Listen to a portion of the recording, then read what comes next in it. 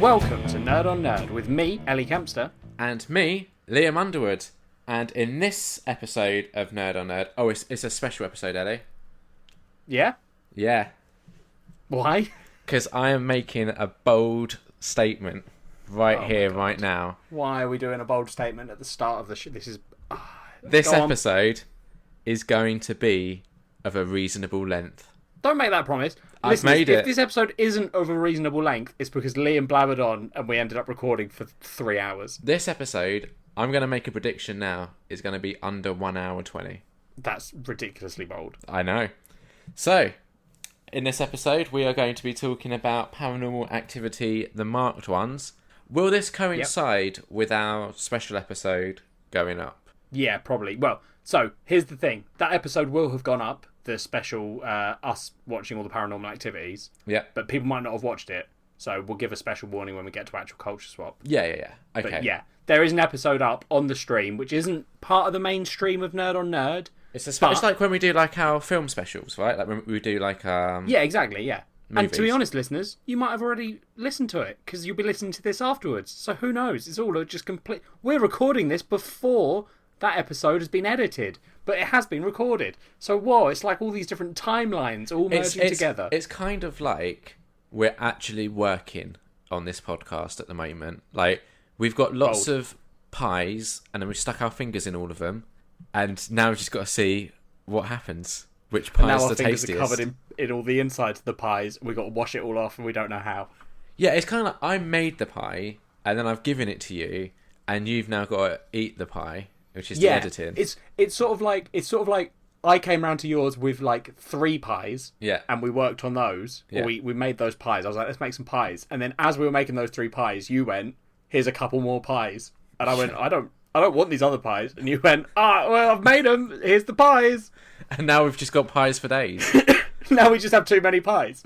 Well, I don't know if it's too many. Basically, for our listener, who we own a pie shop, Nerd on Nerd, in this analogy, is a pie shop.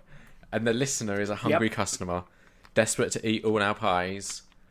Well, some of the listeners might be hungry customers. Other listeners are just customers that are like, I just want one pie. Yeah. So what we've done, I figured it out. I've made the pie. I've put the filling in. I've done the pastry. Then I sent the pie to you to actually like cook it. No. Yeah. No. In the pie shop analogy, what you've done is you've given me the ingredients for a pie. Yep. You've not done anything else. You've just given me the ingredients and in like not even instructions. You've just given me the ingredients to a pie and gone, make this into a pie. Exactly, and I'm like, Ellie, be quick. We've got a restaurant full of hungry... You're like, the other pie that we've already made, that one relies on this pie also being out. So we're going to do this in under 1 hour 20 and ignore the fact we just spent 2 minutes talking about how this podcast is like a pie factory. Yep, it's going well. Later on, we're talking about Paranormal Activity, the marked ones. But before we get to that fun stuff, it's time for catching up with Ellie and Liam. Catch me up, Ellie. I've not done a whole lot. It's another one of those weeks where we recorded a week ago and then like we recorded on a Sunday, if I remember rightly. Yeah, last Sunday. So then it's been a week of like work. Yeah. We've had a weekend. We had a Friday and a Saturday. What happened on those days? I went out for someone's birthday drinks yesterday, which would be Saturday. Okay, how was that? That was something. Good. Yep, had drinks. Good old drinks. No drama? No. No fun conversations? No. The only thing that it has led to is I have now come to not dread Uber trips, but every time I get an Uber, I have the same experience no matter what. Okay. And it's frustrating for me because you know me, Liam. Yeah. I'm aware that I don't particularly pass. Yeah. Right? I don't pass. I'm okay with that. But when I go out drinking, I wear a dress, I wear my heels, I bust out my handbag, I look fine. What's it like walking in heels? Mine are just like boot heels, so they're like not a thin heel. Oh, okay. Which, so they're still like 3 inches maybe? Yeah. Maybe 2. I don't know what an inch is. But it's fine. I'm used to it. I've done it a number of times, so I'm used to it. But no matter what, right, I'll order an Uber, which comes up as Ellie. They pick me up and I say, is this the Uber for Ellie? They go, yes. I go, hi, I'm Ellie. I get in. And what always happens is we start driving and one of them will say like, how was your night, sir? Oh, I just go, for fuck's sake, you've had all the clues. Like, I know, I can see why you've said sir, but also read the fucking room. Like, so do you just sort of, at that point, do you just kind of make general chit-chat, or do you correct them? I usually just make general chit-chat. I'm like, I'm going to be in this Uber for, especially last night, I was like, I'm in the Uber for like 10 minutes. Yeah, like, you don't want to make it. I'm just going to, whatever. I can't be bothered to teach an Uber driver the ins and outs of being transgender.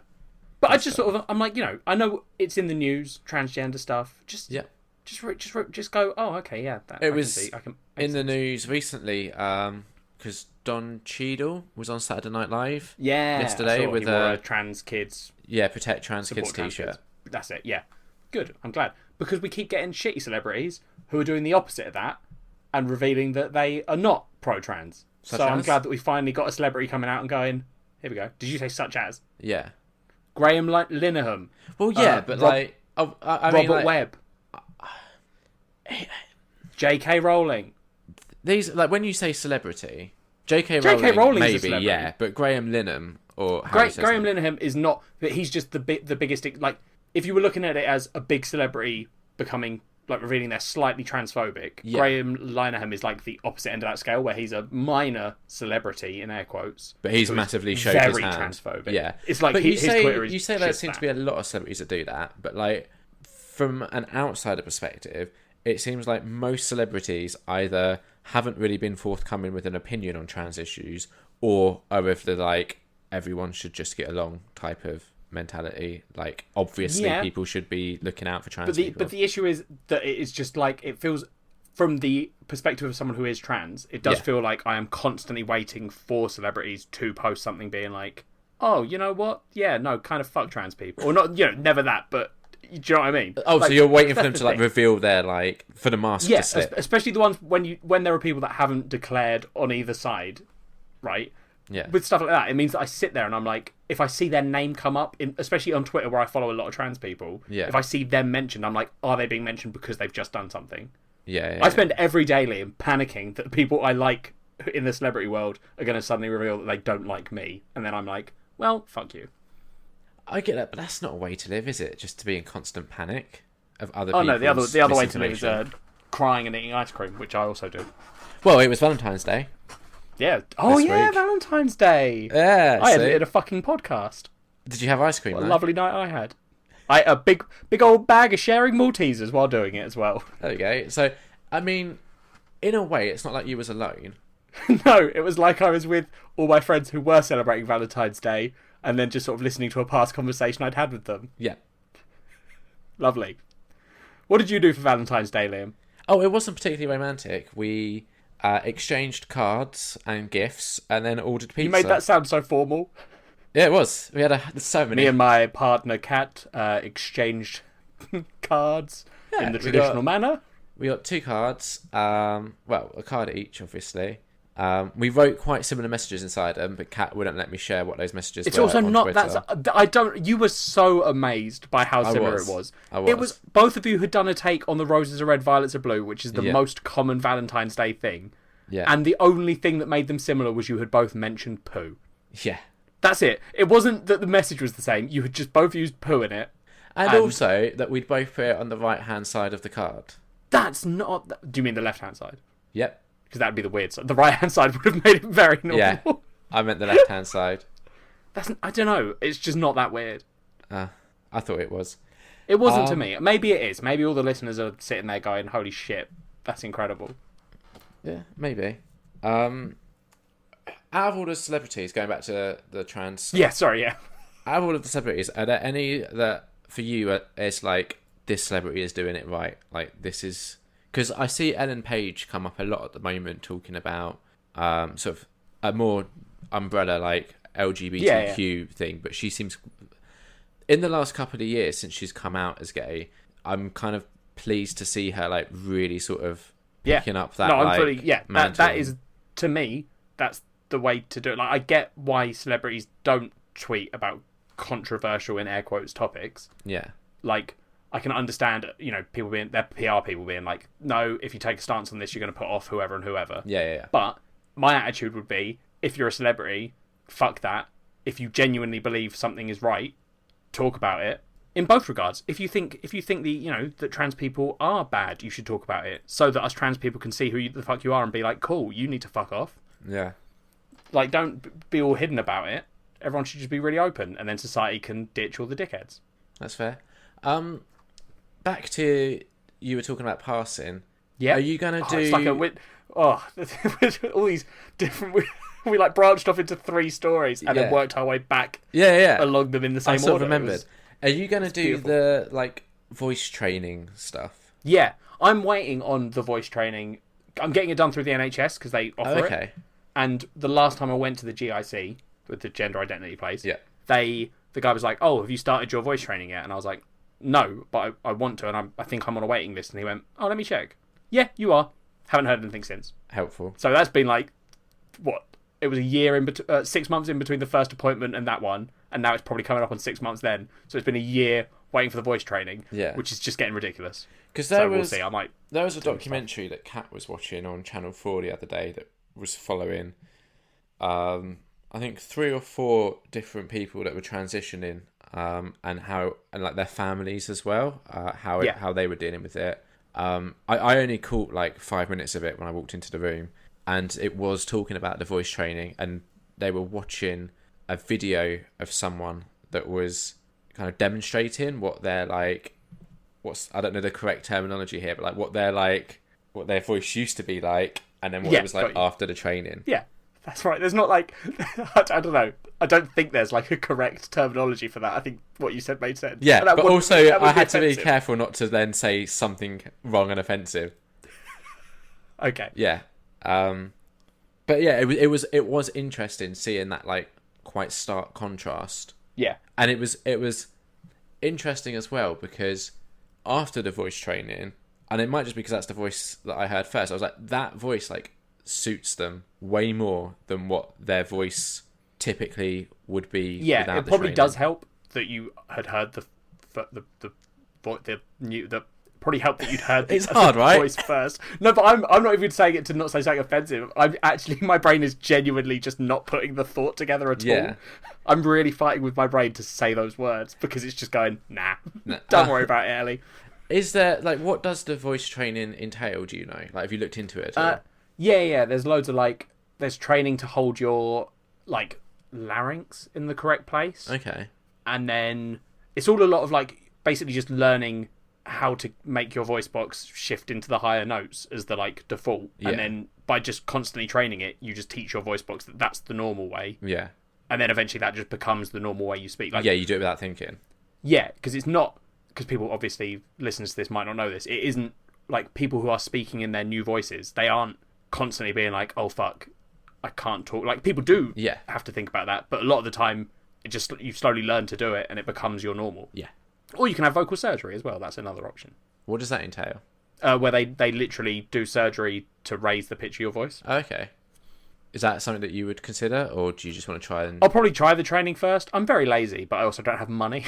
Yeah, but I can see you trying the training and then being like, it's a lot of work. It is a lot of work, but I need to do it because otherwise I'm going to sound like this forever, which isn't ideal. Fair enough. So that probably doesn't help, to be fair to the Uber driver, when he's like, Ellie, and I'm like, all right, mate. Especially after you've been drinking. Take me home. Drinking and vaping. Yeah. Yeah. Hardcore vape. Yeah. Fair enough. So, yeah, we covered Valentine's Day for you. We covered your weekend. And anything else in the week of note? No. I'm seeing Hamilton not this Tuesday after. So that will be when we next record. You can talk about that. Yeah. That'd be. I'm excited to hear your thoughts. Mm-hmm. What if I hate it? What if I'm like, I really love the soundtrack, but I hate the musical? Then I'm gonna have to make you go again, so you learn to love it. Let's see. So I have some good news for me, at least. Yeah. A couple of weeks ago, I had to go for a visual field test to see if I could still drive, which is a horrible, horrible test where you go to like an optician's, you put your face against a glass screen essentially, stare at a red light, and then anytime you see a white light flashing, you have to click a buzzer and it'll flash around to try and gauge like how much you can see.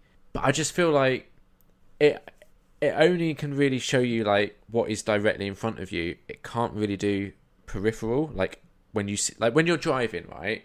You can see cars coming from like the side, even though you're looking at the front. If that makes sense. Yeah. Whereas that test doesn't really. There's no way of testing the side bits. I mean, I'm now slightly worried. I know that you have good news, right? But I'm gonna make you slightly worried because I've done those tests. Yeah. Every time I get my eyes checked, I have those, and I think it does check your peripheral pretty well because a fair number of the white dots appear in your peripheral. Yeah, no, they appear in the peripheral. But what I'm saying is, it's still in front of you. So, like, imagine where your head is. Yeah. Right. Because there's a screen in front of you, and then the lights are behind that screen. Right. So my face is like pressed against the screen here. I can't. There's no way of testing what is like this side of the screen, which would be at the corner listeners, of your you eye. can't see the position Liam's putting himself in to demonstrate, which I appreciate because it is explaining his point to me quite well. But the issue I have is that the areas Liam said he could see cars in his car was if you picture like a horse having the eyes on the side of its head, that is the area Liam is sort of saying they can't test. Which, honestly, I don't think they need to test because humans can't see there. Yeah. It's like I'm now more concerned because I think Liam might be able to see actually way better than anyone else, even with the just like a horse. Yeah. Yeah. No. It's so like I get what you're saying. I do get what you're saying. I understand what you're saying. Yeah. But I guess that's the area they need to test. So like, I don't just think they're just sort of making do and being like, well, we'll let him drive. It's just a horrible test because it is when you're going through what I'm going through, which is essentially tunnel vision, but at the moment it's like quite broad, but it will over time narrow slowly shrink. Yeah. It's just horrible to just sit there and be tested on it. And after I did so they make you do it 3 times, and then they either send the best one to the DVLA, which is like in the UK the company that's responsible for all driving bullshit, or they send all 3 over. I guess that's like if one is particularly terrible, they might be like, oh, we'll send all of them. Yeah, exactly. And after I did the first one, the woman that was testing me was like, oh, you missed a couple there. Did you think you would? And I'm like, well, the fact that I'm here having to do this for a medical reason, yeah, I kind of was expecting. Surely it would have been weirder if she was like, oh, you got them all, and you were like, yeah, exactly. But what was she expecting? Exactly. But yeah, I don't know. I bet she didn't think about it. And it was one of those moments where she said that, you replied, and she went, shit, I should have thought that through. The annoying thing for me is there's no way of knowing what the barometer of success is. So it's like, how many are you kind of allowed to miss but still be considered a safe driver? And I think for me, I'm self-aware enough that if I got into a stage where I was driving and was like, oh, this isn't safe, I would just stop from driving. Yeah.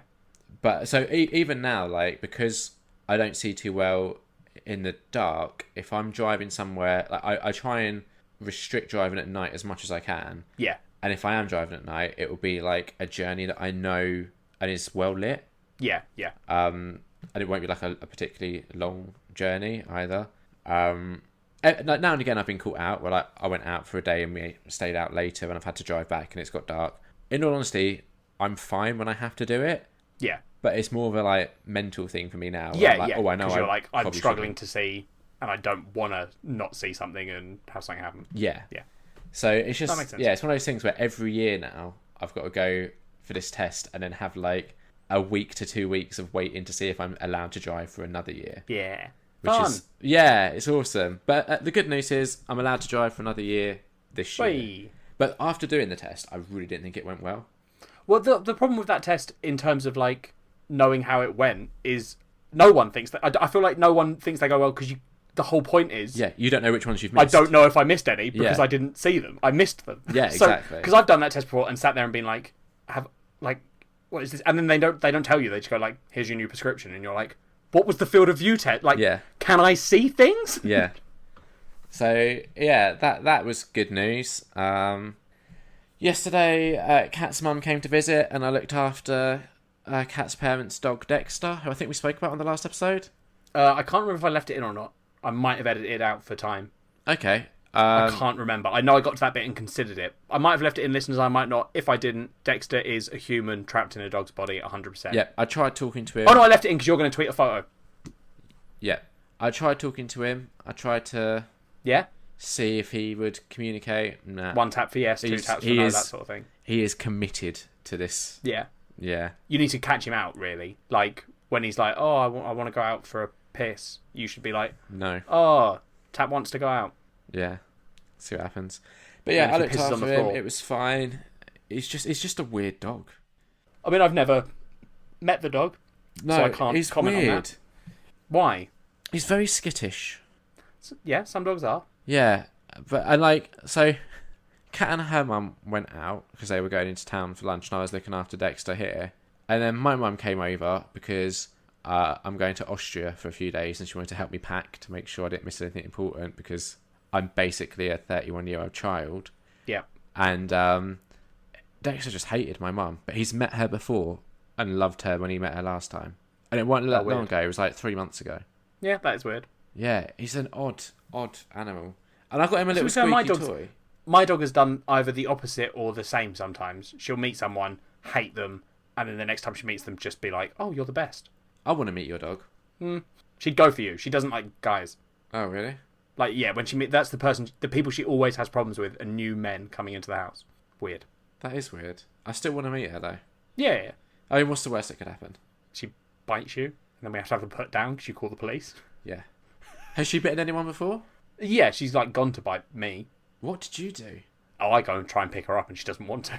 Right. Well, yeah, I wouldn't do that. To be fair, that's usually that's the one where I'm like, oh, okay, I was asking for that. Yeah. But you don't know if she wants you because she does like being picked up. Oh, okay. And she's 50-50. Like she'll either just be like, oh yeah, pick me up, haha, or she'll be like, pick me up, and then you go to do it, and she's like, I'm gonna fucking kill you.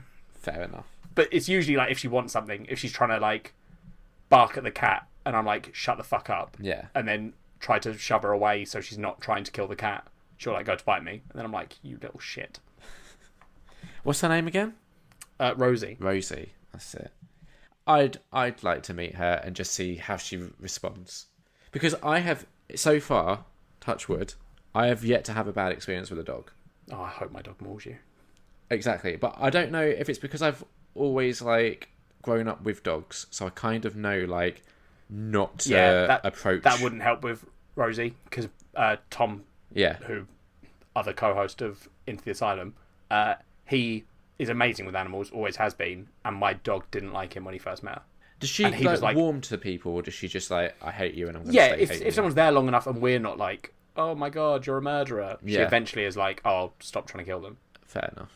Well, I probably never will meet her, but it would be nice to one day. Alright, calm down. Well, you never invite us over, do you? So no. You were going to have a birthday barbecue last year, which never happened. I haven't had one. Ridiculous. I'm saving it up. For what?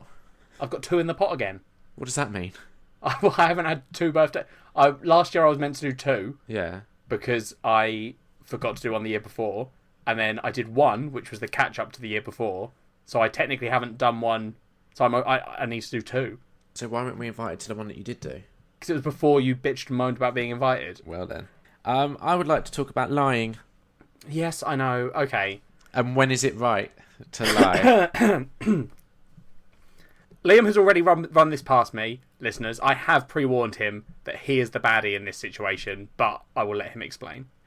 Listener, when is it acceptable to lie? Especially to someone who you care about? That's my question. And let me contextualise this question. Recently, there was an incident where Kat, my other half, was at work. And I was at home, working from home. And I get a message from her that says, can you send me a picture of your horror shelf? Just so I can fill in the listener here. I have a shelf in my office where I've got like my horror memorabilia stuff. She's like, can you send me a picture of that? Mark at work is really into his horror. So I was like, just very quickly to let listeners know, this story doesn't end with Kat cheating on Liam. Just because when he told me the first time, I was like, what? And then he was like, no, nothing bad. It's just like, yeah. So I was in the middle of a meeting when this was happening. So I was like, all right, give me like 20 minutes. Let me finish this meeting. I'll send the picture over. So I did that. Sent the picture. Get a response from Kat. Just said, Mark is very impressed. It's like, okay. I'm curious. Like, I wonder how the topic of horror came up at Kat's office and all this sort of stuff. So I wait till that night. Kat gets back. And I'm like, oh, that was interesting. Like, what sort of horror is Mark into? And I'm asking her all these questions, and she's responding, right, with answers. Yeah. Cut to Valentine's Day. I receive a nice Nightmare on Elm Street Freddy figure, and Kat goes, "Oh yeah, the reason why I asked you to send me that picture, there is a Mark at work. I don't know if he's into horror. I just wanted to see what horror stuff you already had, so I didn't buy you a duplicate." And I'm like, but I asked all these questions about, like, oh, what horror films is Mark into? How did that come up as a topic at work? Which Kat gave answers to.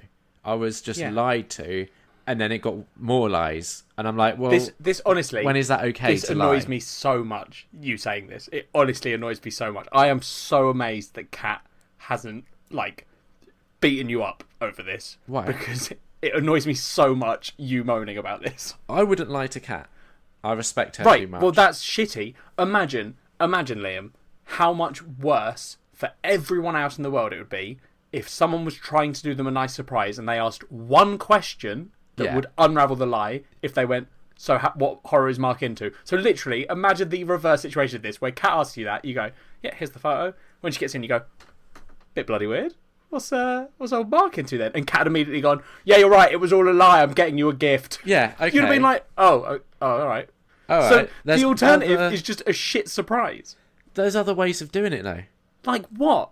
Like, wait until she gets home and just goes and look at the horror shelf. No, because she clearly wanted to buy it then and there. She was like, oh, I've got an idea. I don't want to leave it till later because I'll forget. Or, like, I might not have the chance to buy it later. Is there not a way of doing it without lying, is my question.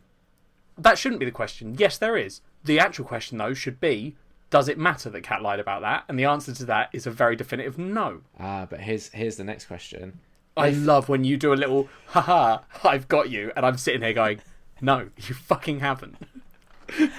If Kat is so willing to lie about that, what won't she lie about? There we go. I don't think you've got me, Liam. I think what you've done there is prove that you have some sort of latent trust issues.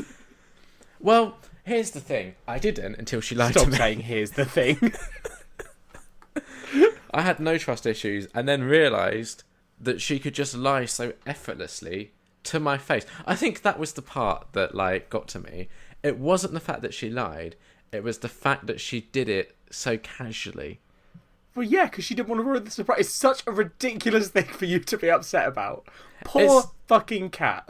It's like parents, right? Listeners, everyone just tweet Kat and just say, I'm sorry. And she'll know, because no one's ever going to apologise to Kat about anything more important than the fact that she is dating Liam. That sounds mean. Yeah, it was meant to be me, Liam, because what you're doing is very mean to Kat. Yeah, I mean, I'm trying to think if there's any examples of where I've lied to Kat for, like, a good reason. Well, so they're probably, I don't know if there are examples of that happening in the past, but when Kat gets to, like, 40, right, say you two are together, the tradition is sort of a surprise party, right? I don't like surprise parties. No, I know you don't, but that's not the point. You're not throwing a party for yourself. Well, let's just say you were throwing a cat a surprise. Yeah. A cat. Let's just say you were throwing Kat a surprise party. Yeah. Would you ruin it? Like, say, and let's say you'd put in a ton of planning. You'd got everyone Kat knows was going. Yeah. No one has ruined it for Kat. Yeah. You've planned out this whole big day. Yeah. It's amazing what you've planned. And Kat says to you, is this maybe not is this a surprise party, but something where you would have to reveal that you were throwing a surprise party. Would you ruin it? Well, what would she say? Let's say you were like, so you wanted Kat to be in, like, party clothes for the party, right? Yeah. But you've said, like, oh, we're going out for a meal. Yeah. And you thought you'd said somewhere that was, like, party clothes attire. And then Kat's like, well, why do I need to wear this? Like, we're going to Pizza Hut restaurant. That's not party attire. No, Would you just be like... No, I said, well, we're not going to Pizza Hut. We're going to Pizza Express, and it's much more party attire there. And then she goes, no, Pizza Express, that's also pretty... I'll say, look, Ellie's meeting us there, and you don't want Ellie to show you up. This is also a lot... But you wouldn't be taking her to Pizza Express. You're taking her to the surprise party. No, I'm smarter than that. What I would do is I'd take her to Pizza Express first, And then take her to the surprise party afterwards. Okay, and then Kat's like, oh, can we finish season 3 of Sabrina when we get in right after we finish eating at the restaurant? I'm like, yeah, maybe later if there's time. And she says, no, I want to nail it down that we're doing it right after the restaurant. I'm just so excited. I'm like, why is Sabrina it taking them like over 10 years to get to season 3 of Sabrina? They had a delay in production. Big hiatus. Yeah. Yeah. I'll be like, what? Right after? I'll be like, yeah. We'll see. We'll see what happens. And she's like, well, this is getting suspicious. There's nothing suspicious here. I'm normally quite cagey. See? I reckon I could do it without lying. Right, but this is fine. You've beaten the one hypothetical I laid out. But let's just say that Kat asked you a question and you would have to ruin her surprise party to do it. I wouldn't. I would. But that's a lie. That is a lie. Omitting details is a lie. It's a white lie, but it's a lie. Yeah, I maybe wouldn't omit details. Maybe what I'd do is the politician thing where I'd answer a different question that she hadn't asked. But then you're lying because you're not answering her question and you're doing a different thing to avoid answering it, which is a lie. That is a lie. It's evading. That's a lie. It's evasion. That's a lie. Yeah, again, we're in a hypothetical. You have to... There is a question. You cannot work your way around it. Kat asks you it. The only 2 choices you have are ruin the surprise party that I have spent months planning or tell Kat the truth. Vow of silence. No, that's not one of the options. I would... In this hypothetical... Liam is avoiding this because he knows that he wouldn't ruin the surprise party. So now he's having to avoid it. I don't think I would. But I would hope that Kat would see me wrestling with the answer. So afterwards, when she's like, oh, he lied, but it didn't come easy. Whatever, let's move on. This is all bullshit. Liam's full of shit. He's a bad person. Honestly, we all feel sorry for Kat. Listener, just let us know, is there ever a time when lying is okay? Well, yeah, no, that's a silly question because the answer to that is definitely yes. All right. Is it okay to lie if you're buying, like, so as not to ruin the surprise of a present? No. Even better. Is it okay to lie to someone who you supposedly love? So pick one of the 3 questions we just asked. Don't tell us which one you picked and then reply yes or no. Yeah, perfect. Guess what time it is? It's time for Liam's been to the cinema or done other stuff. Here are the spoiler-free reviews of the things that he's done at the cinema or the other things he's done. Also, Ellie might have some things as well. Perfect. I have been to cinema.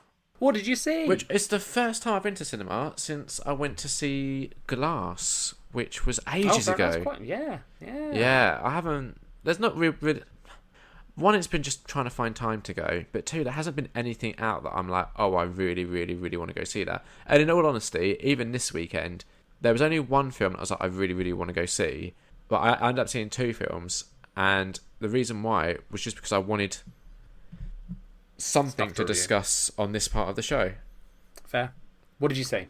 So the first film I saw, me and Kat went last night to go see the Lego Movie 2, the second part.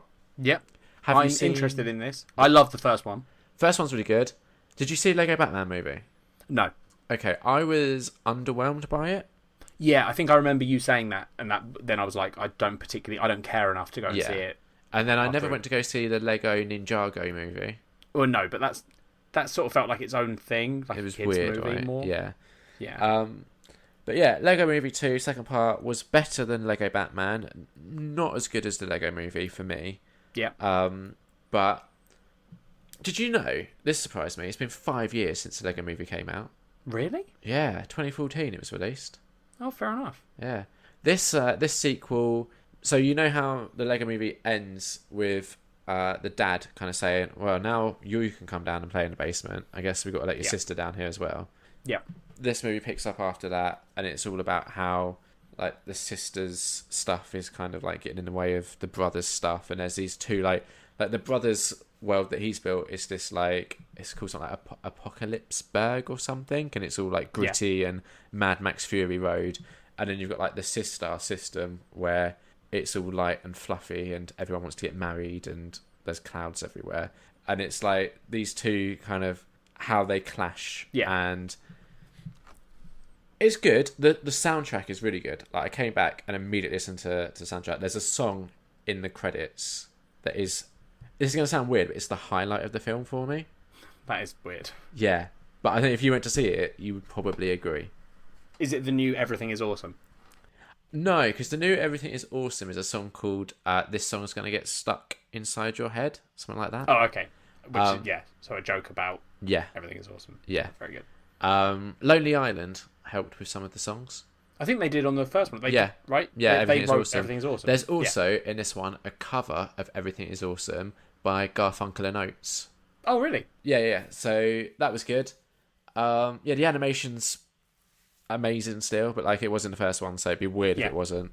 I think, if memory serves right, there's more songs this time round, and the songs, for the most part, are pretty good. There's one where a character is trying to make Batman jealous. It's amazing. Okay. It's so good. I don't want to say anything more now because I don't want to do spoilers. But yeah. The thing is, it's predominantly a kids' movie, right? Well, it's predominantly, if we're going to be honest, it's predominantly an advert for Lego. Like, first and foremost.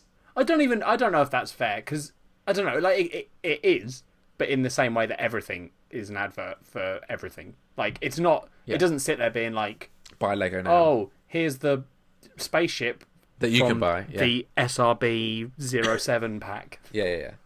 But, I'd say, like, it's weird because it's a kids' movie, but then it's making reference to, like, Mad Max Fury Road.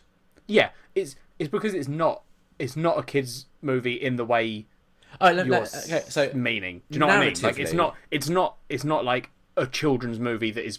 It's not one of those ones where it's just for kids and that's it. Yeah. It's one of those ones it's an appropriate for everyone because it's Lego and it's the Lego movie, but they're aware that everyone's going to see it and not just kids. Yeah.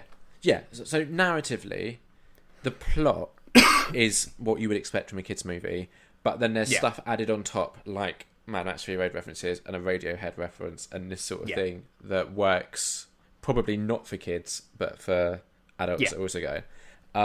So not quite as good as the first Lego movie, but still, I enjoyed it. 3 out of 5. Fair enough. Question. Chris Pratt is in this, and I mentioned Ellen Page earlier, and he was on Colbert doing an interview talking about his church, and Ellen Page tweeted being like, oh, okay, but how about the fact that your church is really like anti... Did you see this news story? Yep, it's anti-LGBT. And Chris Pratt came back to that with a response saying, my experience of my church is it's very accepting. I'm not a spokesperson for my church, essentially. Like, in a nutshell, that was his response. How do you feel about those two different stances? I think he should look into what his church does and actually make a decision, not based on, well, I don't experience that because he's not LGBT, so why would he experience it? But what do you think about him saying that he's not like a spokesperson for his church? Or... I think the moment you become a celebrity, you are setting yourself up as some kind of example. Like, there are very few celebrities who don't also exist in the public eye and have an influence there. So I think if you are a celebrity and you genuinely... Because I genuinely think Chris Pratt is a nice person. Yeah. I've had no evidence to show me that he isn't. I think he's probably a nice person.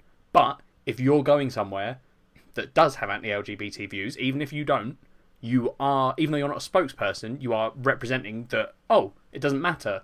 Like, that's what you're saying with that, I'm going to that church. Yeah. Because you're saying, well, I'm going there. People see that and go, well, I don't have anti-LGBT views, but... Or whatever, anti-whatever views. Yeah. Do you know what I mean? So I think his defence of it is a bit of a non-defence. I'm fully on board with Ellen Page. Do you think she was right to like call him out publicly about it? Yeah. I think people should... Like, this is one of those things where I know that... Probably not people that listen to us particularly, but I know there are people on the internet who would be anti my view of, you should call them out publicly. And those are the same people traditionally who argue that it's a freedom of speech thing. Yeah. But what people who argue for freedom of speech and all that stuff tend to ignore is freedom of speech is about the government not arresting you for what you say. Yeah. Right? What freedom of speech does allow for is someone to say you have a shit opinion and for society to go, that's a shit opinion, you're right. Yeah. Fuck this person. So, I don't think I think that she's totally right in calling it out. Yeah, I love Ellen Page, so I'm like super biased whenever she does anything, so I couldn't really like make a call on that, which is why I wanted to get your opinion. Yeah, well, I'm fully on board. I think she's correct in what she's doing. Okay, and so how do you think Chris Pratt, like, what's his best way forward now?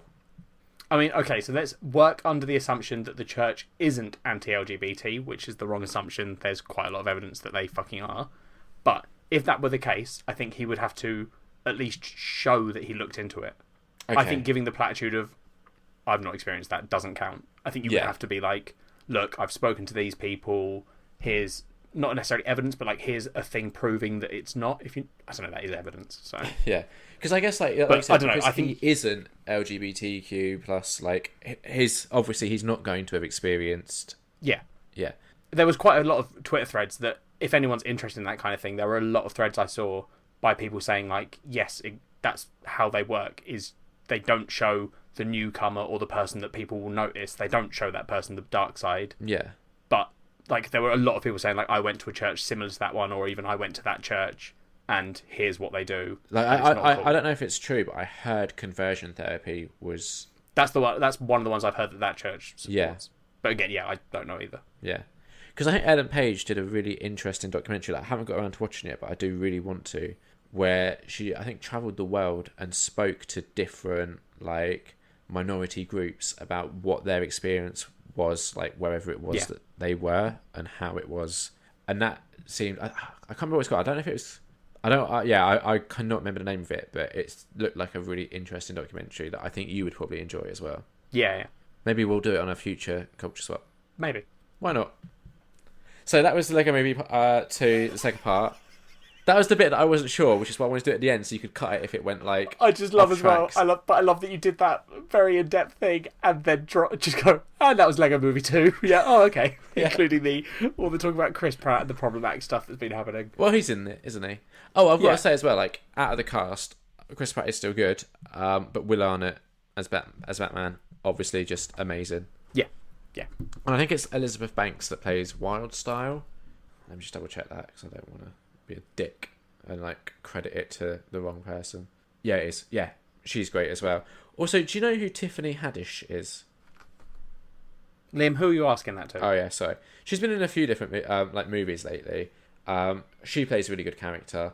And then also like another newcomer to the cast is Stephanie Beatriz, who is Rosa in Brooklyn Nine-Nine. Oh, okay. Also really good.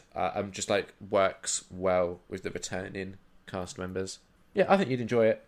Yeah. Next, I saw Happy Death Day to You. I really want to see this because I love the first one. I rewatched the first one last night and inadvertently have now watched 3 Christopher Landon films back to back because he also directed Paranormal Activity, the marked ones that we'll be discussing later. Yeah, I didn't realise that till I got home and was looking up Happy Death Day to You. I was like, wait, that director, did he? Oh yeah, he did. So yeah. What a crazy world you live in, Liam. Just, you couldn't write it. Anyway, I don't think it's necessary to watch Happy Death Day again before seeing Happy Death Day to You. Right, or I was like, going to say, I assume it's relevant in terms of like it's the sequel. You should definitely watch it before going to, but you don't necessarily have to see it like have it fresh. Back to back. But there are, I think, little things that if you haven't, like I hadn't seen it since it came out in cinema in 2017. Yeah. So 2 years later, it was helpful for me seeing the sequel to have it fresh in my mind, just because there are callbacks and sort of little things. So to kind of try and explain, Happy Death Day, the first one, was essentially like Groundhog Day meets Scream, is how it is often described. Happy Death Day to You, the film that it makes reference to within the film itself as a touching point, is Back to the Future Part 2. Okay. They dive more into like a sci-fi element with this one. Not so much horror, but they keep like the comedy as well. Yeah. It's a hard one to discuss without spoiling. Yeah, I don't want you to spoil anything for this film because I'm seeing it. Well, not even this one, but also without spoiling the first one, which I also don't really want to do. Yeah. If people haven't seen either film, go see the first one. Yeah.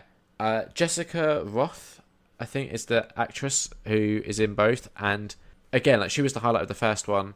She's the highlight of this again. Yeah. She is just so good. Like I think without her, the film would still be entertaining, but not like quite at the level it's playing at. Yeah. you get a lot of the support cast return, and then some new people are added to the cast as well. The new people are great. It's just interesting. I think you'll enjoy it a lot. It's not quite as good as the first one for me, but it's really close. It's 3.5 out of 5. Cool. I would. If you're only going to watch one sequel this week, Lego Movie or Happy Death Day to You, go with Happy Death Day to You. Cool. Unless you're going with kids. Yeah, obviously. They might not appreciate it. Yeah. That's all the stuff that I've done. Have you done anything? Yeah, I've done one thing. Okay. Which is I've been playing Hollow Knight on the Nintendo Switch. I've swapped Celeste for Hollow Knight at the moment. Okay. Which is... What is Hollow Knight? It's a 2D... Not platformer, but like a 2D game. It's similar to Dark Souls in terms of like difficulty. Maybe not as difficult as Dark Souls or Demon Souls or Bloodborne. But it's a game where you die a lot because it's hard. Yeah. And you learn from your mistakes and get better as you play. And it's amazing because it's beautiful. The game is legitimately one of the most beautiful games I've played on Switch. Is it 2D art? Not pixel art, if that's what you were asking. What? Or do you mean it's 2D? It's not 3D models. Right. It's 2D. Yeah, that's what I was asking. Right, got you. I wasn't sure if you meant is it pixel art, which is another thing that's quite common because Celeste is pixel art. Yeah. No. I meant 2D. I was wondering. Yeah. Okay. So it's 2D art. It's got a very not hand drawn feel, but I don't know how to describe the art style in it. It's just really pretty, and like you go to all these different environments in the game. And each one feels unique and like makes you feel a certain way. Like there are levels that are set in like the sewers of this massive city. Yeah. And the music's very echoey and the sound effects very echoey and the art's very like dingy and you feel it. And then you'll go to there's like an almost jungle area. It's not jungle, but it's very green. Yeah. And that area is very vibrant and feels very alive. And it's just amazing that they make you feel that not through because there's a story, but it's not told to you. It's very Dark Souls-y and Bloodborne in terms of like you can tell there is this story going on. Yeah. But you're figuring it out by either like looking at the background art and being like, oh, does that mean this? And you're sort of trying to figure it out yourself. Right. Yeah. Which I love. It's also got, and this is, I don't know why I love it so much, but there is a certain character in it that, like usually you'll find a character in this underground world and you'll like either save them from a situation and then they'll join you in this little town and they'll provide you a new service. Okay. Or they'll add something to the story. But there is a character that is literally she's in this really hard to get place. And if you get to her, she's just like, wait, you came to save me? But I thought everyone had forgotten about me. And I was like, oh, that's adorable. She's like this little pill bug thing. Because you're all insects in this world. Sorry, I should have said that earlier. Yeah. So she's like this little... she looks very sort of chubby. She's a little pill bug, and she's all like, "Oh, you saved me." And then she goes back to your town, and all it unlocks is that if you go into her room, she's written a diary, and she has fallen madly in love with your character, and she's like, "He's my savior." You're this little tiny insect with a white mask, but you're a warrior, but you're smaller than all the other warriors in the world, and she just like describes you as this majestic hero savior. And then, the first time she came back, there's like a chance that she'll spawn sitting on this little bench in the middle of the town. Yeah. And I noticed last night that if you're like when she's sitting there, if you walk up to her, she just stares straight down at her feet and doesn't say anything.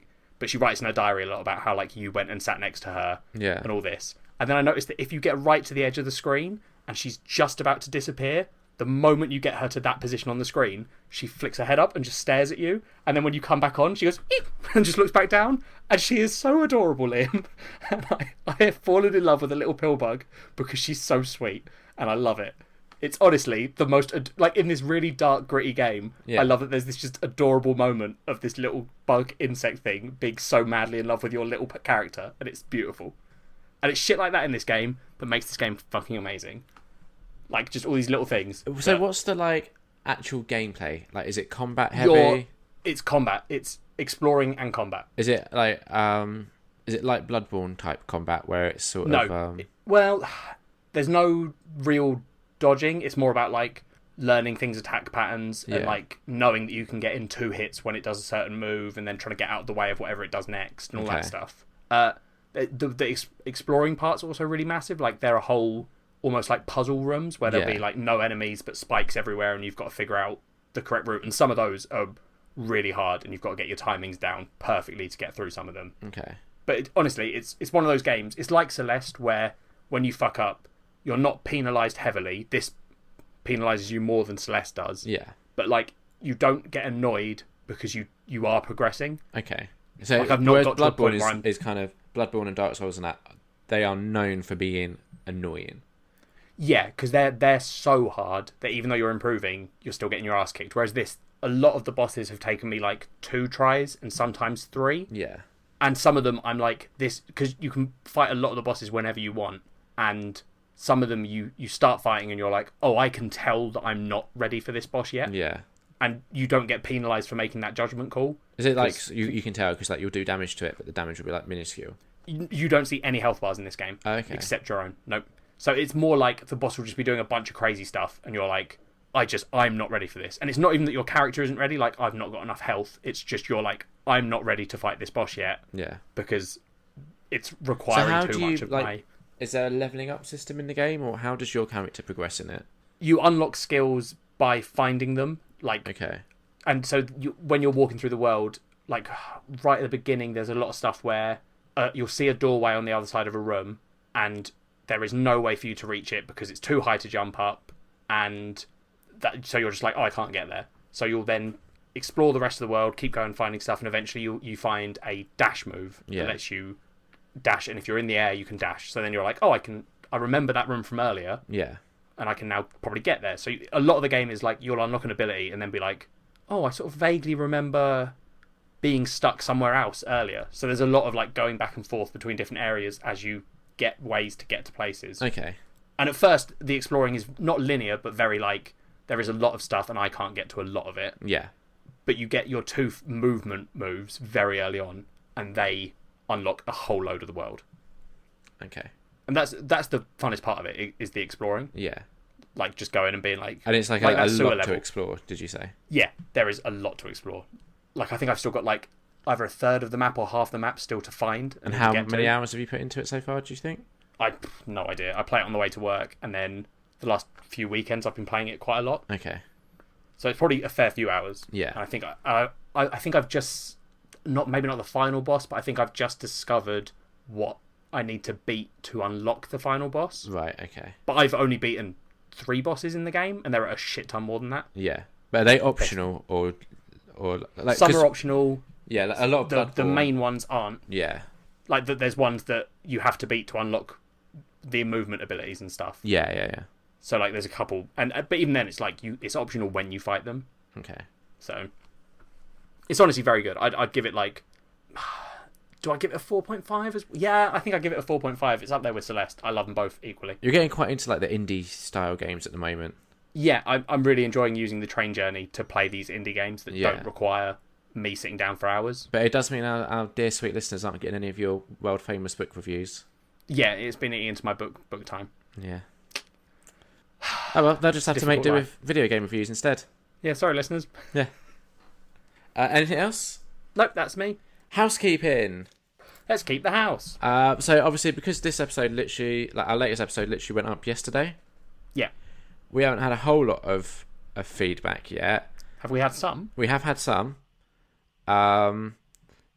We had a tweet from Frankie, which wasn't about our most recent episode. She tweeted us saying that she was listening to our Huma Huma Nu Kunu Kunu Kuapara Huma Huma Nuku Nuku Wapa. That's it, episode. Pretty much exactly a year later. Missed it at the time, but she's glad now, since the High School Musical 2 talk actually means something to her, and there are references to recent things, which is fun. I don't know what recent things we referenced, but hey. And she said the bonus of it being the time Ellie was watching Altered Carbon. She said, did I end up giving it a go? Frankie, I have not given Altered Carbon a go yet, but it is like on my radar still. Yeah. I haven't like dismissed it. I just don't haven't dismiss it. It's good. Got around to it. You might not like it, but it's hard to tell. We'll see. I'm currently struggling my way through season 2 of Luke Cage, in all honesty, and that's been... fair enough. The thing is, I'm not hating it. it's not the sort of show that I'm like, oh, I can't wait to see what happens next. Yeah. And I'm watching it without Kat, so I then also have to like find just Liam time to do it. And at the moment, just Liam time is being spent either watching films or playing video games instead of going, I'm going to watch an hour of Luke Cage. Yeah. So, you was a little bit snarky in the description for our latest episode, where you said, I'm just going to read the entire description out. You said, hey listeners. All right.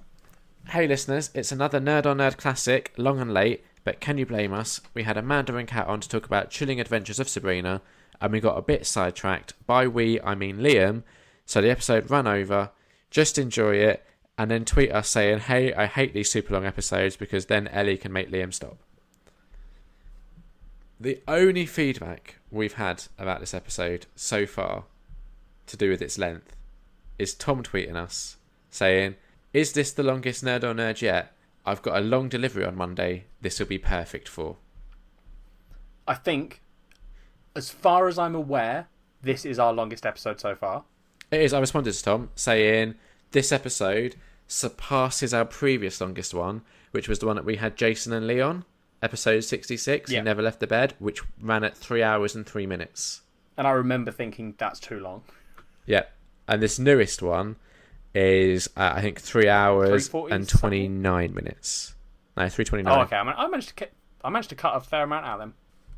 Yeah. So the only feedback we've had so far about the length is Tom saying that he's pleased it's a super long one. Yeah. That's just to let listeners know. He's talking about his rounds because he's a postman. Notoriously, that's quite, postmen have quite long rounds.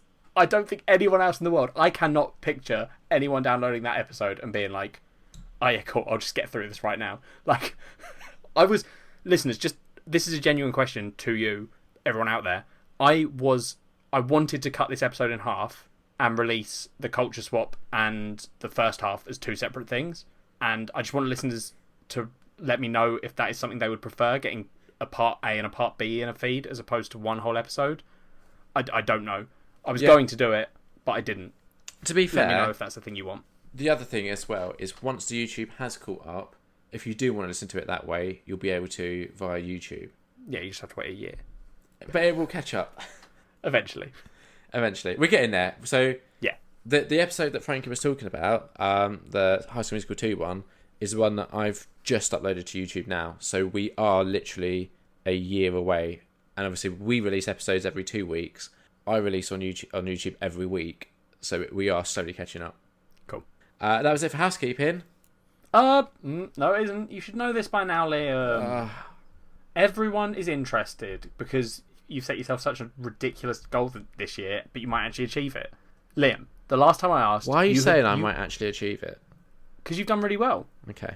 So, your goal is to get below 1,000 films in your unwatched film pile. Yeah. You're currently on 1,100. Yeah. That was a big drop. That was a minus 15 from the starting number this year. So that was a bold move we had there. Yeah. It has only been quite recently, so I'm assuming the pile hasn't gone down too much.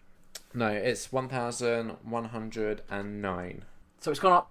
Sorry, see, now, I know usually I'm sarky in these bits and try and catch you out, and I didn't do it this week because I did it last week, on the last episode, and I was like, you had done such a good job, so I didn't complain. How have you gone up 9 films? No, I haven't. What was it last time? 1,100. No, it wasn't. You were on 1,115, then you went down to 1,100. No, it was at 1,110 last time. Unless you might have made a wrong note somewhere. I'm going to go and listen to the episode I've just edited. If that's true, Liam, then I'm so much less proud of you than I think I was in that episode. Yeah, I'm positive sure you it's said 1,100. I meant 1,110. My God, I'm so disappointed in you. Anyway, it's now 1,109. Because I'm way less excited. You're not likely to achieve it. It's all going wrong. No, I haven't watched a lot of films this week, and I did buy one new film. I treated myself. Correct me if I'm wrong, but you had to watch... I have to basically get down 10 a month. I thought it's 12 a month, isn't it? Oh, no, wait. No, it's 10 a month. Yeah, 10 a month, and then 2 extras. Yeah. And so far, have you done that? So as long as I end February on 1,100, I'm okay. Oh, yeah. Okay. So I've got 8. As long as I watch 8 more in February, I'm okay. Okay. And we've still got, what, 2 weeks. 10 more days at least? Ish? Oh, yeah. No, 10 more days. So I'm away for a week, but it just means I've got to do a lot of watching when I get back. Okay. Well, I'm less enthusiastic than I was after the last episode, because I thought you'd watched 15 and you'd only watched 5. So, yeah, we'll see. Yeah, we will. Culture swap? Swap my culture. This time we're doing Paranormal Activity, the marked ones. There's going to be spoilers for it, and also probably the other Paranormal Activity films. There will be. So, listeners, an episode will have gone up in the stream in case you've missed it, which is me and Liam watching all of the Paranormal Activity films all at once and recording our thoughts in between each one. It was just like a fun little experiment for something we're trying. When we did that, if you haven't listened to that episode, I think we sort of revealed quite quickly in that episode that we were going to do them all, and then we realised we didn't have enough time. So we cut the marked ones, which is not part of the main series, it's a spin-off. Yeah. And we said we'd do it on a culture swap. Here it is. But yeah, so we will spoil the other films if you haven't seen any Paranormal Activities. And to be honest with you, you should legitimately go and watch the first 1 and 2. I actually quite liked 4 as well, if I remember rightly. Yeah, 3's the one that's bad. This is when the spoilers are going to start, listeners. Turn it off if you haven't gone and done that. 3's the bad one. One of the bad ones. Yeah. Because it has the witches. Yeah. I think 3's the worst one, yeah. 3's the one that introduces the whole witch idea. Yeah, Ghost Dimension was pretty bad, but fun. It was gimmicky. It was, yeah, that's fair. What was 4? Which one's 4? 4 was the one. The like unique thing in 4 was the Xbox Connect thing. That's right. Yeah. But it was like the younger, well, the like teen girl. She was like the main focus. Yeah. And yeah, I remember 4 being good. Yeah. Yeah. So yeah, maybe go watch 1, 2, and 4. Yeah, it's the ones that are good are the ones that aren't too tangled up in the mythology, because the mythology, I think, is where this starts going wrong. That's fair, but I feel like we might then disagree about the marked ones, because I didn't hate this film, and this film is relatively lore invested. Right. So, with the marked ones, yeah, I really liked the first hour and 15 minutes. Okay. And I checked the timestamp, and then something happened, and it just lost me. Okay, see, I liked the beginning, and then I liked the end for a completely different reason to why I liked the beginning. Side question, did you watch the theatrical or the unrated version? Whatever one it was that you can rent on Amazon. Okay, so I had this on Blu-ray, and you had the option of the two. I watched the unrated, which apparently gives you an extra 17 minutes. Oh, okay. I probably didn't see. How long was yours? So mine was an hour 40. So if you know how long it was that you watched it for... I don't know how long it was, Liam, because I wasn't sitting there with a little notebook keeping timestamps. Okay, well, Let me look up. Let me check on Amazon and see what... Do you know if it was like an hour 20 something, then that would be the theatrical version. So from what I can understand, I only had a very brief look into it, but the unrated just adds more like humour and character bits in the first half between like the friends. Okay. It doesn't say unrated or anything. Does it say how long it is? 84 minutes. Yeah, so that wouldn't be the unrated one, that'd be the theatrical one. So I just saw the theatrical release, yeah. Yeah, so there might be a couple of things that I saw that you didn't, but I imagine they should be relatively minor things. Yeah, I can't imagine it changed the whole story. No. But so when I say I got to like an hour 15, for you it was probably like an hour 5. Yeah, okay, yeah. So remind me, so you said you liked the beginning? Yeah. What part of the beginning exactly? So I like... So what this film is weird, because the other Paranormal Activity films rely on the fear of this like invisible ghost figure that's doing these things to the families, and that's what's scary. Like the first one is very much like you don't see this thing, you're just seeing what it's doing to the world, and then that's the sort of scary part. There's a couple of jump scares in most of the films, but that's actually surprisingly not the thing they rely on. It's a lot of like, ugh. It's the sustained tension. Yes, and especially the thing. Oh, sorry. Yeah. The thing that the films are most well known for, I think, and that I appreciate this didn't do, is quite long scenes of people sleeping while weird stuff happens around them. Yeah, because all of the other films follow this sort of like someone's set up either like a home security system or something that is filming them all the time. Yeah. Not necessarily to catch a ghost, although in some of the films it is to see ghost activity. But whereas this film is... it's way more found footage. Like and traditional found footage. The guy has bought a handycam to film cool tricks. Yeah. That's like the whole thing is he's like... At the beginning he's setting up a GoPro on a laundry basket so his mate can slide down the stairs and break his knee. Yeah.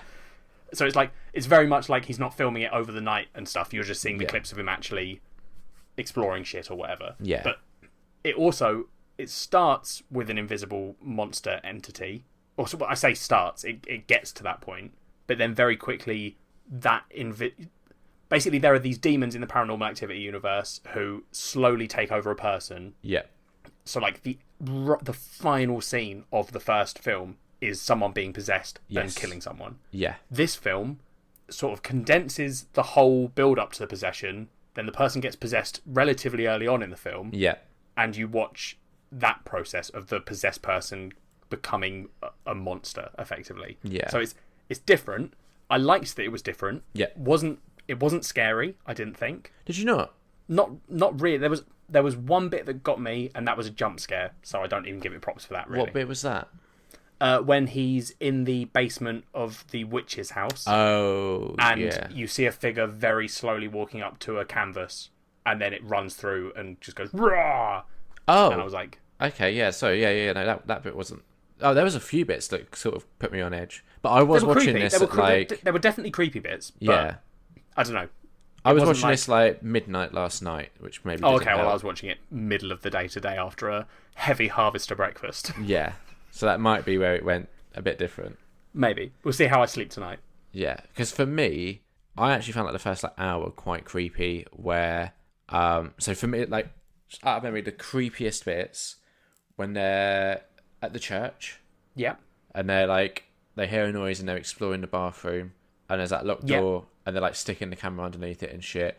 The other thing, because I've seen, is this something that you saw? I don't know. I don't think it was. Oh really? Wait, what happens? Okay. So they go to the church, right, to perform like a seance. They've spray painted a mirror black. Oh, is this one of the like extra scenes? I hope so. Otherwise, I completely missed a whole part of this film. Yeah, I mean, this is quite a significant thing. So I'd be surprised if they did cut it, but there will be somewhere like a comparison between the unrated that's what theatrical. I want. Yeah, I found a comparison. I don't know. Anyway. Yeah. So that I found really creepy, that scene. Yeah. Just because I think part of it is my own like experience with movies like Wreck. Like to me, that scene was very similar to the scene in Wreck where they're exploring the attic and they stick the camera up there and start moving it around, and then something appears and swipes. So I was kind of like in my head just expecting there to just be like something. So that creeped me out. And the other bit that I found quite chilling as well, well, not chilling, but like creepy, was when they break back into. So I was going to explain the whole lead up to it as well, just to make sure we have seen like similar bits there. There's a party. So when he first gets possessed, he starts exhibiting this like super strength, and he like falls backwards and gets lifted and all this sort of stuff. Mm-hmm. He's feeling all like cocky and shit. He goes to a party, hits on two girls. They want to get laid, and obviously the only place that makes sense for that to happen is the fucking creepy the house where a woman has just been murdered. Yep. So they go there. He goes off to get a condom. She finds the basement door. The trapdoor. Yeah. Opens it. Hand comes out. Grabs her. She screams, freaks out, runs. He comes, finds like the basement door after the dude gets up and leaves. Then the next day, they go into the basement. Yep. And then someone starts walking around above them. Mm-hmm. And then I think it's later he goes back into the basement and he's exploring it. And then there's a bit where like one of the canvas things moves and there's like two creepy kids there. Yeah. That's right before the big jump scare where the thing runs. Yeah. That jump scare I didn't like, but the two creepy kids, I was like, oh, I don't like that. Oh, see, that's interesting because I feel like the creepy kids in Paranormal Activity became that specifically what those ones are is because they're part of that whole like witch coven. Yeah. Kids being converted to like demon vessels and shit. Yeah. So I feel like I'd almost gotten to a point in these films where seeing the 2 demon kids, I was less scared of than anything else, because I was like, I'm used to it. Fair enough. Demon kids, I'm fine. Yeah, no, I didn't like that. The bits for me, it's just those like tense bits where they're exploring shit, and you're like, right, something's gonna appear. Yes. Yeah, and there are quite a few. They use the whole like, this shot could have something appear. They use a lot of those shots where nothing will happen. Yeah. And they do it very well. Yeah. Where you're sitting there and you're like, there's definitely going to be someone next to him. And then like 3 scenes later, you're like, well, no one was next to him last time. And then he turns around and you're like, oh, there it is. Fuck me. What did you think of like the very first sort of like creepy shot, which is them sticking the camera down the air vent? I think it's dumb. It's good in the fact that it's like a totally believable thing for those 2 friends to be doing, and their reaction to it is those so, 2 like, teenage boys. Yeah, because they basically lower a camera through a vent and see this naked woman standing there. Yeah. And the guy's just like, holy shit, she's naked. Just keep it there. And the other guy's like, no, wait, let me see. And he's like, dude, no, keep the camera there. Yeah. And it's just such a... And then another naked woman appears that's... Anna, the creepy witch, to paint a marked symbol on the woman's stomach. Yeah. And then the grandma walks into their room and just sees this naked woman on the screen and just has a go at him in Spanish. And then he has to, like, bustle her out the room. Yeah. It was... I really liked that, but not for the reasons that you would have liked it, Liam, seeing a naked woman. Whatever. I just like... So this is one of the things, right, with this film that I wanted to actually say, which is unusual for me, because I don't usually comment on this kind of thing. Yeah. The acting in this film, I really liked. I thought really? I thought they were really believable, especially Hector, specifically because in the final scene, which is where the film has sort of gone off the rails and isn't as great anymore, but when he is looking... When he's looking for the girl, I can't remember her name. Yeah. When he's like screaming her name, I don't know if anyone in the paranormal activity films I've felt was really like as emotionally shocked as he is. Yeah, I think out of the 2 of the main characters, Hector was definitely the one that I thought did better acting. Yeah. I didn't really think that Jesse's acting was amazing, and the girl was Marisol. It's always hard, I think, to be cast as exactly, because a lot of what the demons in these films do is like, you creepily stand there and stare at them. Yeah. And then get angry. I thought the girl that played Marisol was really good as well. Yeah. There's one scene where the dude's possessed and then he just like pulls a really long hair out of his eye. That was vile. Yeah. It wasn't scary or anything. It was just gross. Just vile. He pulls 2 out. Yeah. He does it out of each eye, and that's just not nice. No, didn't like that. But that was to be fair to him, that bit was maybe good acting, because he genuinely looks as upset as you would be pulling out a very long hair out of your eye. Yeah, true. So yeah, I did like that build up and the way things did gradually escalate. The whole like subplot with Oscar, I thought was a bit. Which one was really Oscar? Work for me. Oscar was the one that at the start of the film he's like the valedictorian, and he's the one that comes out of the basement. Got you. Yeah. Yeah. The one. Yeah, he's like so basically the sort of story of this film, other than the just watching someone get possessed, is that the witches from Paranormal Activity, specifically 3, but they're sort of the baddies of all the films, really. Yeah. But they have been marking pregnant women whose kids were going to be born on like dates that add up to 666 or something, or some way tied to it. Yeah. Those kids become possessed at some point in their lives, and there's this whole subplot of that being like the big, like this Anna woman that lived below him was one of those witches. Yeah. And Oscar's thing, the only bit of that story I liked was the scene where he corners Jesse in a room and he's like, you're like me. Yeah.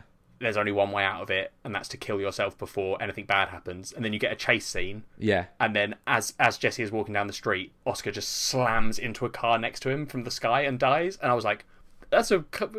And then it has the whole like, later on Jesse's doing something and is being possessed and creepy. Yeah. And then his grandma's like... Or no, the like someone is saying his body is trying to fight the possession, and I liked that it tied into the Oscar thing. So you're like, oh, so Oscar had like a moment of clarity and managed to kill himself before it got worse. So I kind of liked the fact that it did that. It wasn't, but you're right. The Oscars subplot is not needed or great. Yeah, the mythology in this film, right? In a nutshell, like we've already touched upon it, but I need to talk about it more just because it's so ridiculous that I think we have to discuss it. the basic mythology that this film ties into is that there is a demon. Yep. That needs to inhabit a child, if I'm remembering rightly.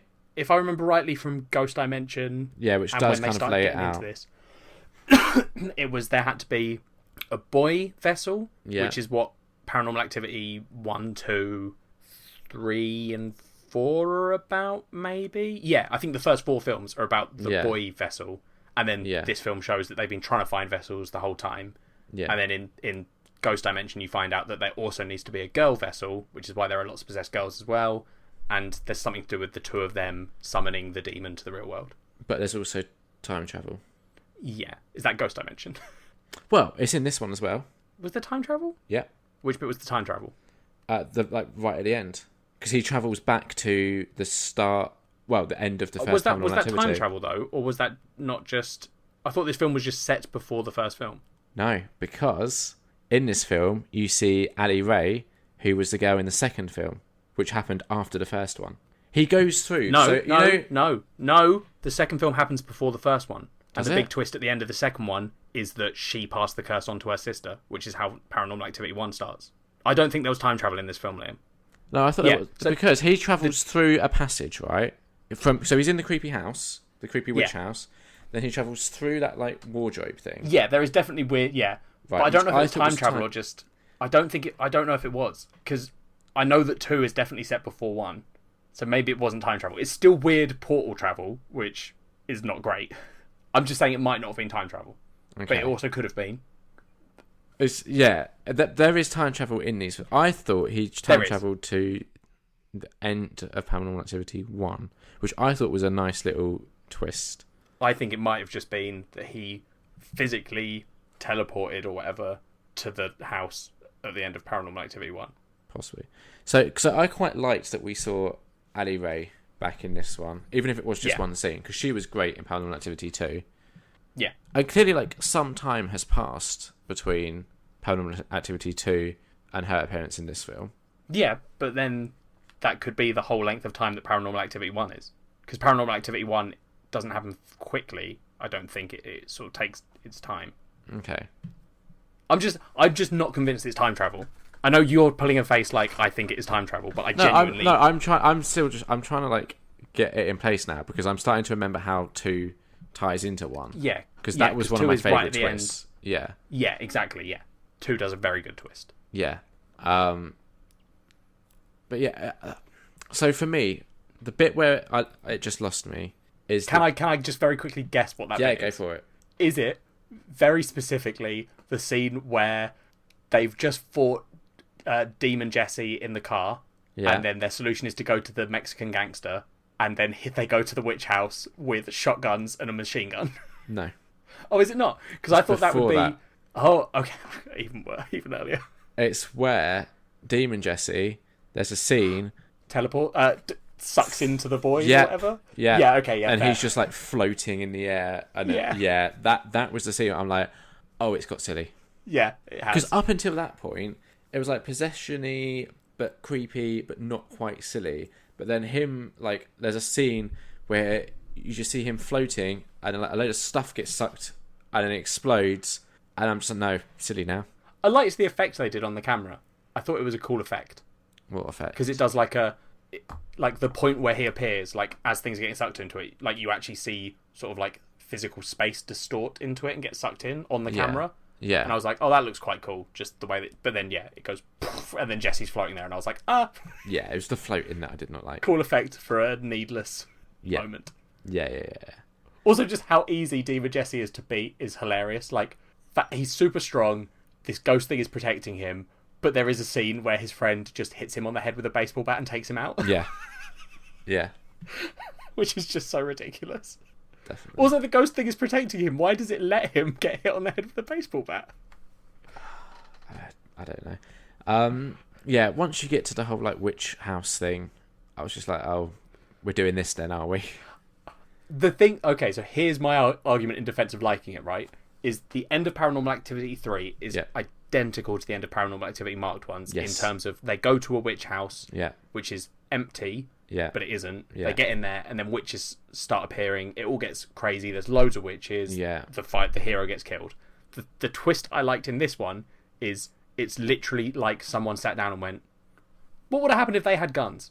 Because you literally watch a Mexican gangster, a witch runs at him with a knife, and he just shotguns her in the stomach. Yeah. And then someone shouts, look out behind you, and he turns around and shotguns another witch. And I was like, this is ridiculous, but also I like that someone went, why don't we just shoot up a lot of the witches? Because I think that's such a bold move to make. It is. And I'm annoyed that they took out the guns so quickly. Like, when Hector went into the house and the other Mexican guy was dead, I was so hoping he would pick up the SMG. That would have made sense, like a showdown. Yeah. It would have been so cool. There were definitely a couple of creepy moments when he was exploring the house. Like, there was a bit where like there was a chair and there was like a blanket over it, but it definitely and looked you like just see someone inflate in it. Yeah. Yeah. So there's a few cool. things like fall that. through the roof. Yeah. Yeah. But then I think you could probably... I don't think we do make the argument in 3, but you probably could have made the argument that some of the scenes in that final scene of 3 are creepy. Because I remember them exploring the house and it being kind of weird and kind of fucked up. And I like the idea of all these, like, this coven of witches, like, circling the house. So every time you try and go to a door, they're just stood there, like, oh, okay, I can't get out that way. Exactly. But yeah, so... Is there anything else leading up to the final scene that you want to talk about? Like the very final scene that ties into 1 before we talk about that? I liked the Simon Says game. I thought that was a cool take on like communing with the dead. I do specifically have a fear that I had as a kid of toys being like possessed by ghosts. Yeah. So having a Simon Says toy that beeps out yes and no to questions is creepy to me. Yeah, it was. It reminded me a bit of Bop It. I was like, imagine if that happened with Bop It. Are you here, ghost? Twist it. Yeah, but yeah, that when it first started happening, I was like, oh, I don't like this. But then, as it happened more, I was like, oh no, this isn't nice.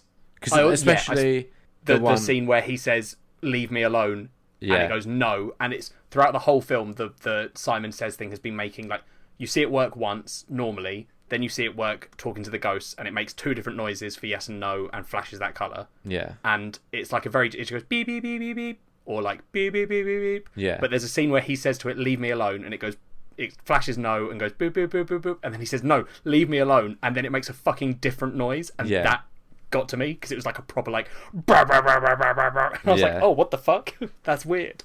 Yeah, that did not appreciate that. Yeah. I thought that was cool. Yeah. I like the fact that it's not just a white family, which a lot of the Paranormal Activities are. Even though number 2 is a Mexican family, they're a very well-off one. I like that we saw a Paranormal Activity. Wait, like what? The mum isn't, but she's the stepmum. Yeah. Okay, yeah. You know. I think they're Hispanic. I don't know if they're Mexican specifically, but they're Hispanic. Yeah. Whereas this is a very this is a Latin community in America. Yeah, and I like that you saw a different perspective on it. Yeah, I thought that was good. I thought they could touch more into like the nan as she's going around like cleansing the place with vinegar or whatever it was. Like I thought they could do a little bit more with the mythology around like Latin American culture and how they deal with like spirits and that sort of stuff. I thought that would have been interesting because they've got the whole like Day of the Dead stuff, which there's that one scene. I don't know if they go to the magic shop or whatever. Yeah. And they go into a back room that's full of like all that sort of Day of the Dead stuff.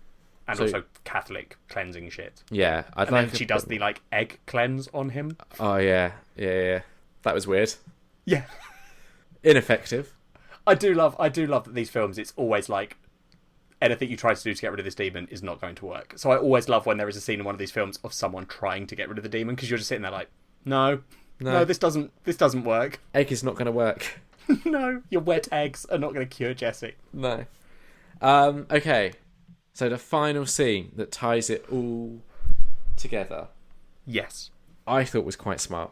Yep. I didn't see it coming. No. And I genuinely really liked it. Yeah. So to explain, in the end of Paranormal Activity 1, what you see is a possessed woman named Katie she stands over her husband while he's sleeping. Yep. Goes downstairs, screams for him. He gets out of bed, runs down the stairs. You hear like a scuffle, him shout, and then she comes back up and she's covered in blood. Yeah. What this film shows you, which I'm kind of surprised none of the others have had this idea, because they really do like try and tie everything in together quite meticulously. This film shows you what caused her to scream in the first place. Yeah. Which is Hector appearing in their kitchen. Teleporting into the house. Yeah. Which you then see her creepily walk down the stairs. He, again, great acting by him where he is just pleading with her to help him. Yeah. I really liked that. Yeah. And then you see her scream for the husband, who runs down, sees Hector, is like, what the fuck are you doing here? And then you see her kill the husband. Yeah. And Hector. And then Jesse out of nowhere kills Hector. That's right. Yeah. Like, the thing is, on paper, that sounds ridiculous. But it kind of works in the film. I think after watching all of the Paranormal Activity films, like, this is one of the least crazy things it's done, especially Ghost Dimension. Yeah. Because this film was made just before Ghost Dimension, or not just before, but like that's the gap this was made in, was Ghost Dimension and 4. Yeah. And considering how those films went with Ghost Dimension, this being the film before that kind of blew my mind a little bit, because I was like, this is so much better, like better in terms of, like, I know we love Ghost Dimension for its ridiculousness, but this is another Paranormal Activity film, and the fact that it did this and then Ghost Dimension, which is just buck wild, I was like, how? Well, that's what's interesting, like, is each one of the Paranormal Activity films has its own gimmick. I think we discussed this. So, like, we did, yeah. Yeah, the first one was just the gimmick of just recording people while they sleep. Yeah. That was it. The second one was the gimmick of the security cameras all around the house. The third one was maybe the creepiest gimmick for me, which was the oscillating camera. Yeah. That was Is terrifying. one of the worst films, but one of the best gimmicks. Yeah. The fourth one was probably the weakest gimmick, but I enjoyed the rest of the film, which was the connect dots. Yeah. It's a weird gimmick for them to use. And then the fifth one is obviously 3D is the gimmick.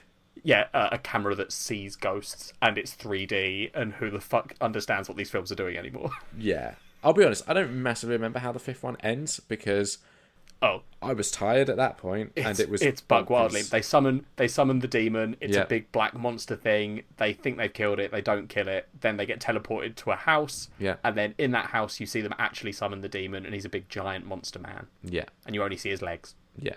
Great. Mental. So I think the gimmick for this one is that it's just found footage. Like, it's like a found footage film. I feel like this is why it's a spin-off, is it's not doing the Paranormal Activity gimmick thing. It's like... Yeah. It's, like you say, found footage, and they're not trying to put that whole, like, filming people when they sleep, and it's monitoring a house all the time. It's, like, a different way of telling a Paranormal Activity story. Yeah. So I get why it is considered a spin-off, but I was surprised at how much it did tie into everything. Because if we had watched this as part of the marathon, I'd have been like, that makes sense that we watched this. Oh, yeah. 100%. Yeah. I just want to get my head around now if there was time travel or not at the end. Do you want me to look up? We can try. Oh, ooh. What? So right at the end, in the scene where we realise they're back in 1 or whatever. Yeah. Right at the end, the final shot of the film is the camera's fallen on the floor, and you see a lady peer over it and pick it up and turn it off. Yeah. And maybe I wasn't paying enough attention, because a lot of the time, or I was watching it, but I mean, like, I just assumed that was Katie, who is the woman from Paranormal Activity 1. On Wikipedia, which is not the most reliable source of information, it says it appears to probably be Anna, which is the witch from this film. Oh, really? Which I didn't notice. It would be interesting if it was, because I don't know what that would imply. But very weird. Yeah. It's just a weird old film. I'm just reading something, bear with me. Oh no, yeah, you're totally right. Yeah. What? I don't think I was paying attention to what Ali Ray was saying. Okay. Or maybe I didn't even realise it was her. I don't know. But she's talking about how her stepmother and her father were killed. Yeah. Which is 2 ends with them passing the curse, but then Katie comes back and murders them and takes the baby, right? Yeah. Which is meant to be after 1. I see, yes. So I've got myself in a muddle. That's right. Yeah. I've got myself in a muddle. Yeah, this definitely takes place before that, and then they time travel back. Yeah. To the end of the first one. You are correct. Apologies, Liam. That's fine. Just making me doubt myself there. Well, I mean, to be fair, these films are nothing if not fucking confusing when you try and get into the plots. Oh, yeah. They are overly convoluted. Why did we decide to do Paranormal Activity as our first, no idea. marathon? I think we asked that in the special that went up, but I can't remember because that was recorded a while ago. Yeah, why don't we pick something light and fun? I hope that every marathon we do, we just discover that every film has super convoluted mythos when you watch it all together. Yeah, we need to figure out what the next one's going to be. Because there's definitely some that could be like that. Yeah. Then there's probably some, like if we do the scary movies. Yeah. Probably less so. If we do something like Hellraiser. Probably does get weird. I've never watched Hellraiser, but I've always wanted to. See, the only reason why I'm tempted, it's like 10 films. I'll just warn you now. But that would be like an entire month of watching done in a day to get my total down. Jesus. So, I'd be well up for doing Hellraiser. There's a few like that, like Wrong Turn. I think there's like 6 Wrong Turn films that I have on DVD. I've seen the first Wrong Turn. Same. I haven't seen any of the sequels though. No. Could get very convoluted, might not. Who knows? There's another Tremors. I've only ever seen the first one and I barely remember it. I can't remember if I've seen the first. I remember Tremors being a film because I remember wanting to watch it as a kid. Yeah, Kevin Bacon.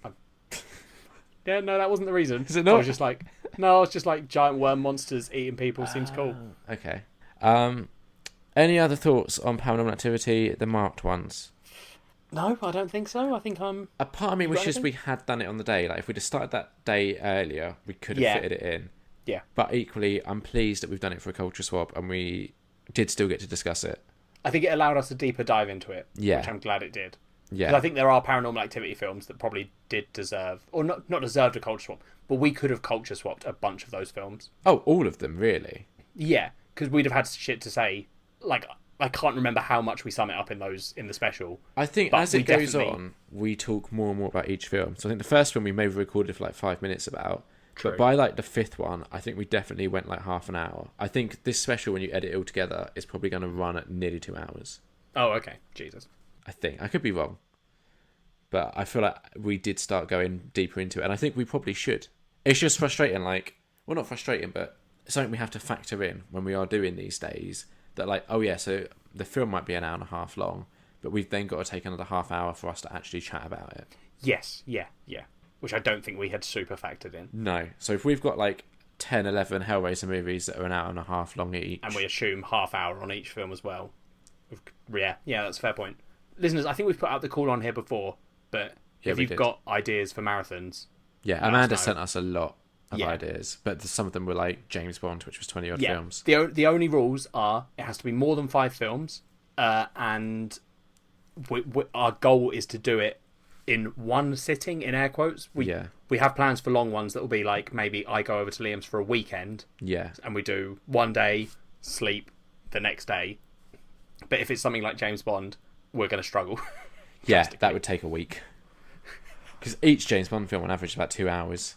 Yeah, we would really struggle with that. Yeah, and I'm not the biggest fan of James Bond. I like James Bond. It's hit and miss. Okay, that's fair. But anyway, Paranormal Activity, the marked ones, out of 5. I can't remember what ratings I gave to the other Paranormal Activity films, so this makes it difficult because I might accidentally give it too high or too low. Okay.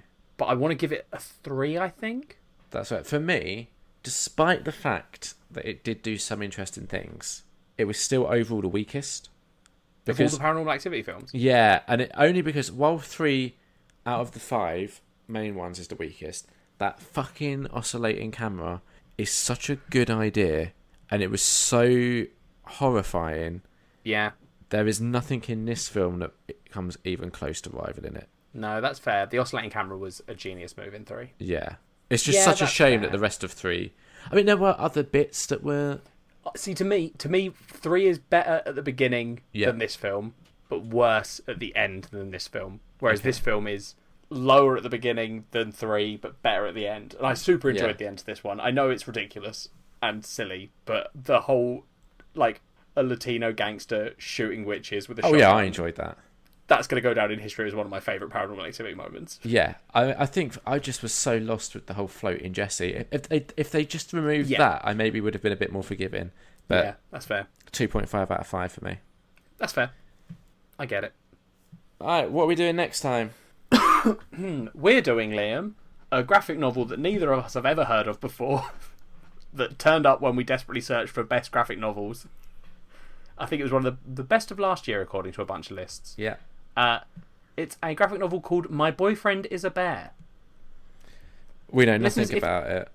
If you're not going to read it before the next episode, I would say just Google it to see the front cover of the book, because it sounds like the kind of thing where you're like, oh, it's going to be like, you know, oh, my boyfriend's like a tough lumberjack guy.